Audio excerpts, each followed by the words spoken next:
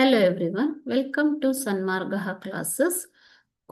8th question from The Swan and the Princess chapter. Question number 8. Choose the appropriate prepositions and fill in the blanks ಅಂತ ಕೊಟ್ಟಿದ್ದಾರೆ. Preposition ಅಂದ್ರೆ ಏನು? The book is dash the table. It carries 1 mark. ನೀವು preposition ನ ಇಲ್ಲಿ fill in the blanks, ಈ blanks ಅಲ್ಲಿ fill ಮಾಡಬೇಕು. ಓಕೆನಾ? Preposition. What are the prepositions? It is a part of speech, one of the parts of speech, isn't it? So it tells you about the place, the time, the cause and direction of the thing, okay, or the noun, okay.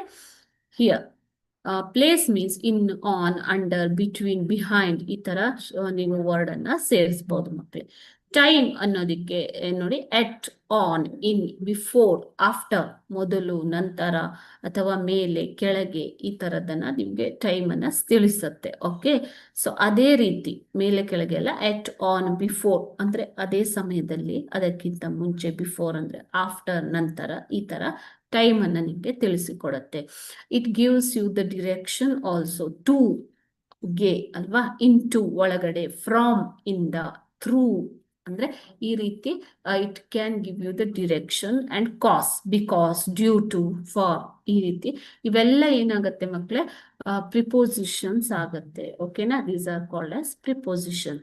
The book is dash the table. ಏನ್ ಹೇಳ್ತೀವಿ ಇದಕ್ಕೆ?